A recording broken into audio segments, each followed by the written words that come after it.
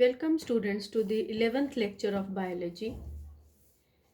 Students, you are already aware about the respiratory system and the organs and structures involved in it. Today we are going to discuss the physiology, that is the functioning of respiration. During respiration, there are 4 steps involved in it, which are in a continuous process, which starts with breathing. Next to breathing is external respiration, followed by tissue respiration, which is also called as internal respiration. And finally, the last phase, that which is performed in the very interior cellular components of the body, that is cellular respiration. To begin with, we'll be discussing breathing. Breathing is the process of taking in of air through the nostrils till the lungs, where exchange of gases will take place, and in turn carbon dioxide would be released out of the lungs and the body. This breathing phenomena is actually two process phenomena: inspiration, which is also called as inhalation; expiration, which is also called as exhalation. For the process of breathing, there are various structures of the thoracic cavity or the chest cavity which are involved in it. Students, keep note of this.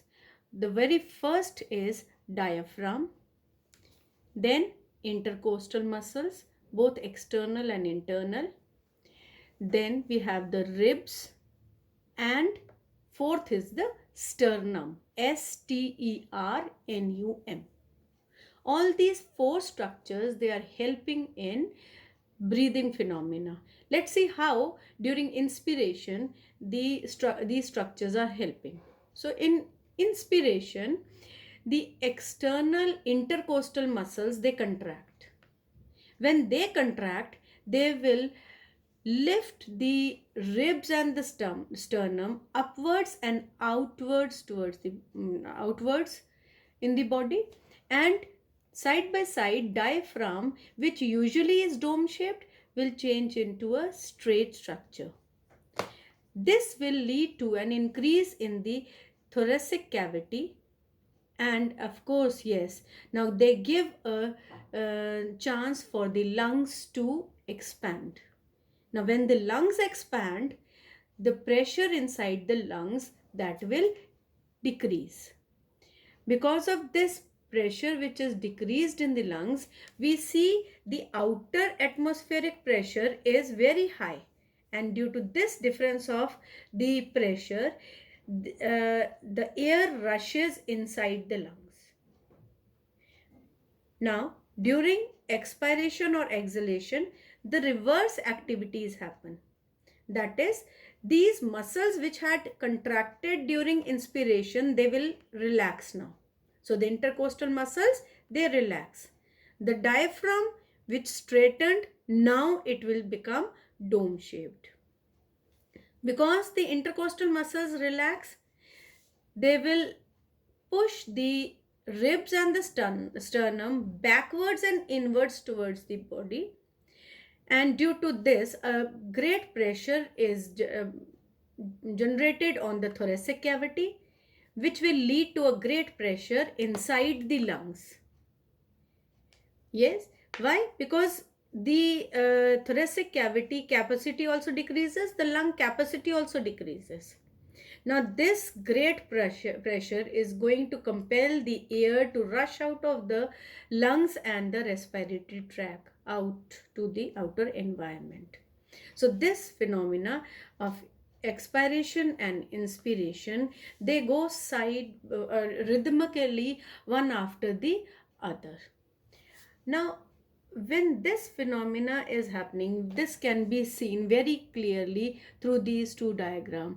In inspiration, diaphragm is flattened, external intercostal muscles, they have contracted and they have expanded the thoracic cavity and letting the lungs also to expand in size, leading to less pressure inside, so the air rushes in.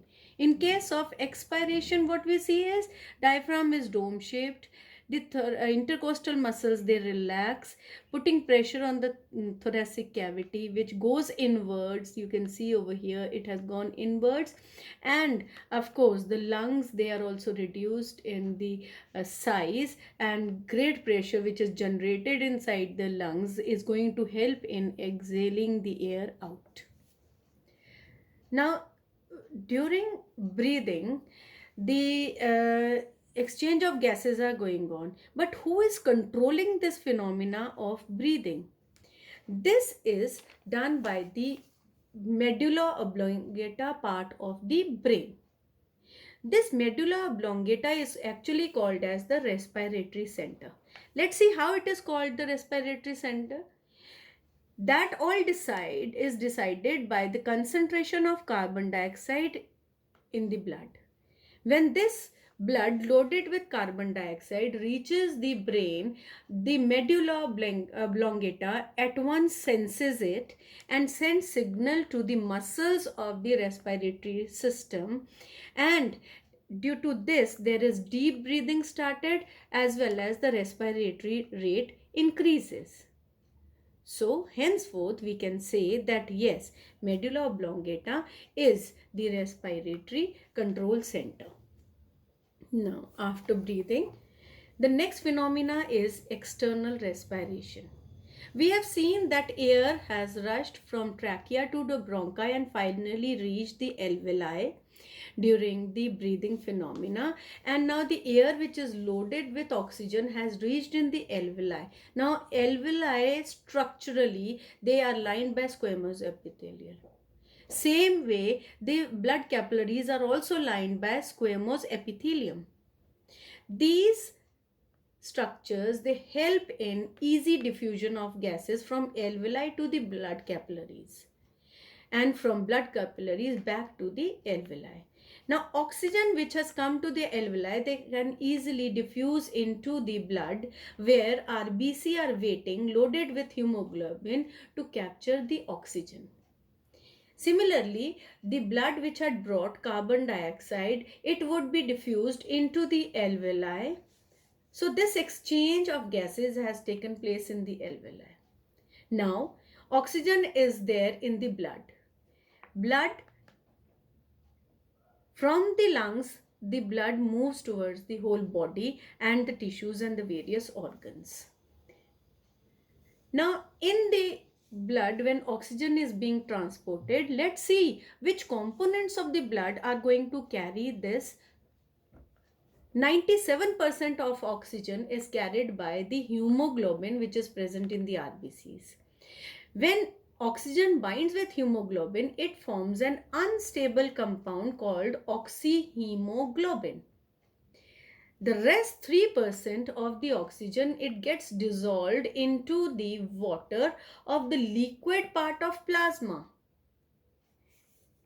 Now, this whole of the oxygen is being transported through the blood vessels into the organs and tissues, and finally reaches in the tissue area, where blood capillaries, they will try to diffuse the oxygen from the blood capillaries to the cells and the tissue.